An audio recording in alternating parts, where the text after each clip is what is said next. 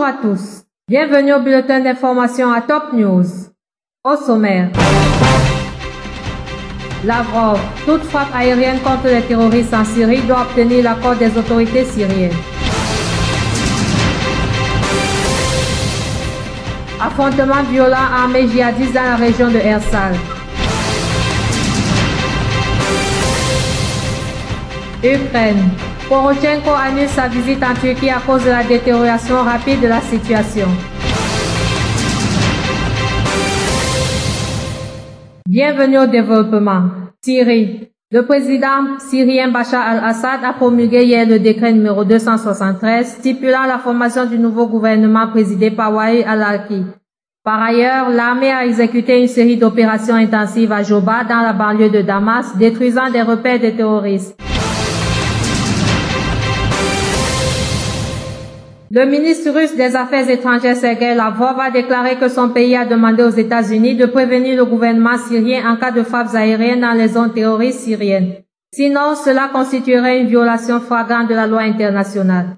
Les Américains annoncent actuellement qu'ils vont bombarder les terroristes sur les terres syriennes sans avoir besoin de l'approbation des autorités syriennes. Nous leur avons dit que ce sera une violation flagrante de la loi internationale, a déclaré M. Lavrov lors d'une réunion avec les participants au Forum international des jeunes de Silaïga. Liban. L'armée libanaise renforçait jeudi ses positions à Ersal dans l'est du Liban après l'éclatement d'affrontements violents entre la troupe et les djihadistes, rapporte la chaîne LBC1. Les combats à l'aide d'armes lourdes ont éclaté après qu'une patrouille de l'armée eut été la cible de tirs dans la région de Raweh dans le jus de Ersal. Un barrage de l'armée avait été durant la nuit la cible d'une attaque de djihadistes dans cette même région. Le premier ministre libanais Tamam Salam a souligné que seul l'arsenal de l'armée et des forces de sécurité intérieures est légitime afin de combattre les djihadistes, rapportent plusieurs médias libanais jeudi.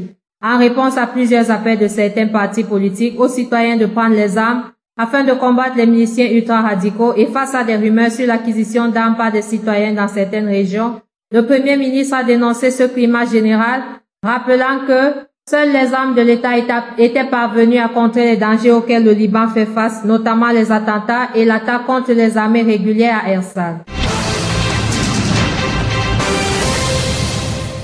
Le patriarche maronite Béchar Araï a appelé jeudi le Parlement libanais à établir une clause imposant une candidature officielle à la présidence de la République.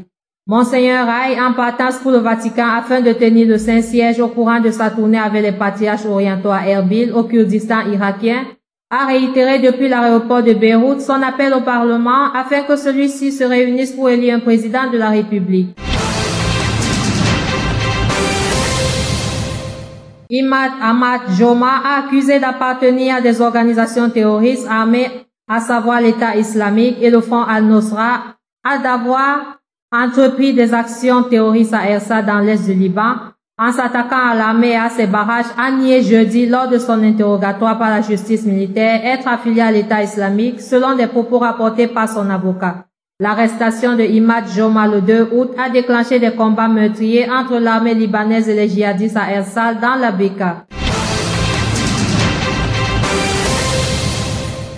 Le président ukrainien Petro Poroshenko a annulé jeudi sa visite en Turquie en raison de la détérioration rapide de la situation dans l'est de l'Ukraine où les rebelles ont repris plusieurs villes sur fond d'accusations d'incursion de soldats russes. J'ai pris la décision d'annuler ma visite de travail en Turquie face à la détérioration rapide de la situation dans la région de Donetsk, en particulier à Amrosivka et Staborishvete, a-t-il indiqué, ajoutant avoir réuni d'urgence son Conseil national de sécurité et de défense. L'Ukraine a affirmé jeudi que des troupes russes avaient pris le contrôle de la ville frontalière stratégique de Novoanovzov, à 100 km au sud du bastion rebelle de Donetsk où de violents affrontements ont eu lieu ces derniers jours. Hier, les soldats russes ont pris le contrôle de la ville de Novoazovsk, cité côtière de 11 000 habitants à quelques kilomètres de la frontière russe, a indiqué le Conseil national de sécurité et de défense ukrainien sur Twitter, ajoutant que plusieurs autres villages à proximité avaient été également capturés. La Lituanie a accusé jeudi la Russie de procéder à une invasion militaire évidente en Ukraine et a demandé une réunion du Conseil de sécurité de l'ONU à ce sujet. La Lituanie condamne fermement l'invasion évidente du territoire de l'Ukraine par les forces armées de la Fédération de Russie et suggère que ce sujet soit examiné par le Conseil de sécurité de l'ONU aussi vite que possible, a déclaré le ministère lituanien des Affaires étrangères. Le président français François Hollande a demandé jeudi aux Nations Unies d'organiser un soutien exceptionnel aux autorités libyennes pour établir l'État sous peine de voir le terrorisme se répandre dans toute la région. Si nous ne faisons rien de sérieux, rien de politique, rien d'international, le terrorisme se répandra dans toute la région, a mis en garde le chef de l'État. Il n'a pas précisé les formes civiles ou militaires du soutien que pourrait apporter l'ONU à la Libye dans cet appel lancé lors d'un discours annuel devant les ambassadeurs français. Le plus grand groupe d'insurgés musulmans aux Philippines a condamné les djihadistes combattant en Irak et en Syrie, appelant à empêcher la propagation du virus extrémiste dans le pays. Après des décennies de rébellions armées qui a fait des dizaines de milliers de morts, le Front Moro Islamique de Libération a signé à Hamas un accord de paix avec le gouvernement prévoyant le partage du pouvoir sur le territoire à majorité musulmane du Bamsamoro, dans le sud de l'archipel.